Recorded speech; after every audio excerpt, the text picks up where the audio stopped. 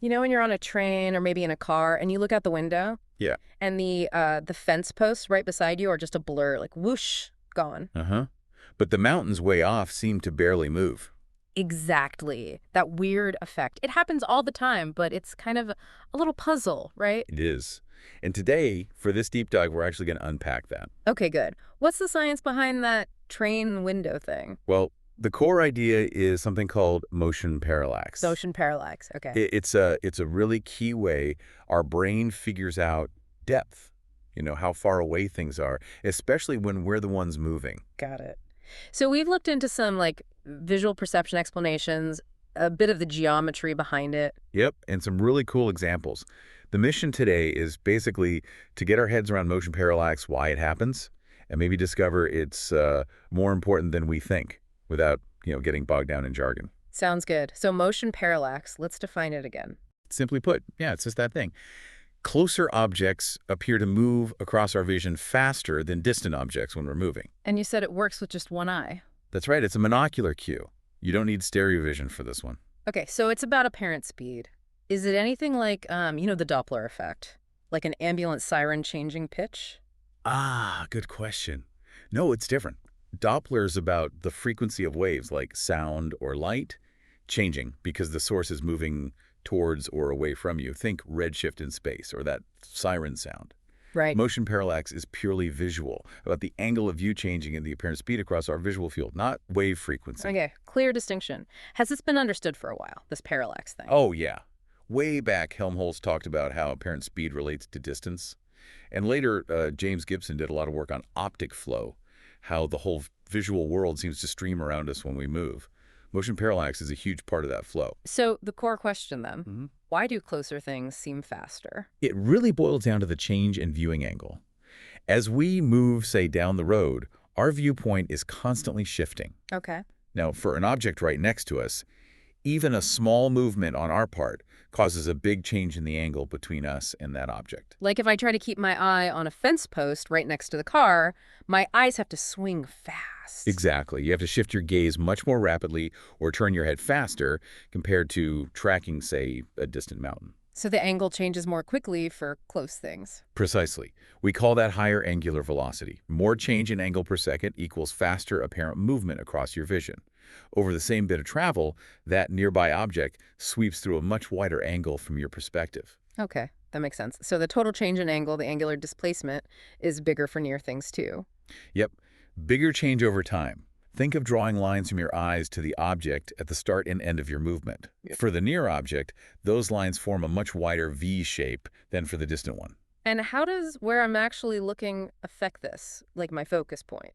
Ah, that matters too.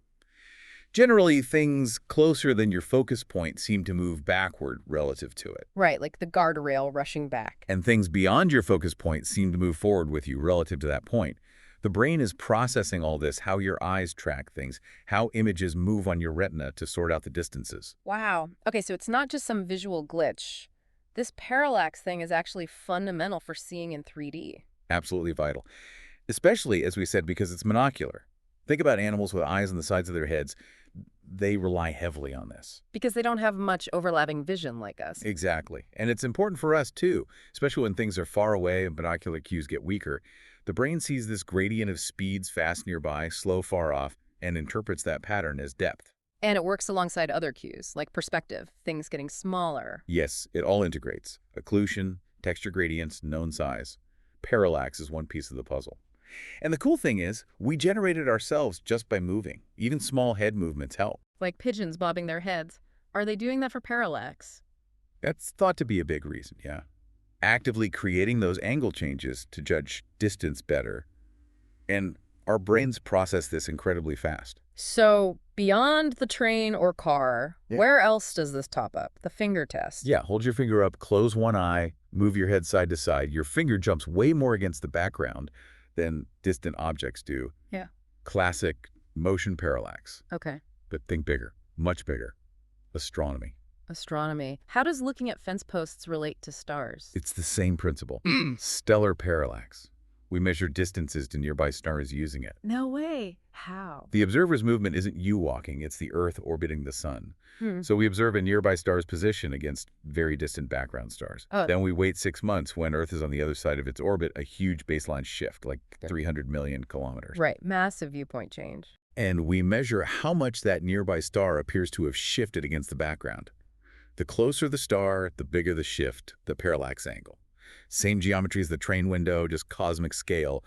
That angle tells us the distance. It's how we get the unit parsec, actually. That is genuinely amazing. The same effect, different scales. Mind-blowing, isn't it? Mm-hmm. And it's used elsewhere, too. Computer graphics use parallax scrolling in 2D games, making background layers move slower than foreground layers to fake depth. Oh, yeah, I've seen that. It totally works. And as mentioned, loads of animals rely on it for navigation and survival.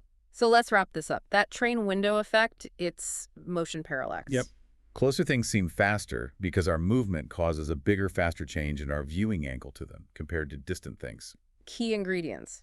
Our own motion, that inverse link between distance and apparent angular speed, Yeah, and our brain interpreting these speed differences as depth. exactly.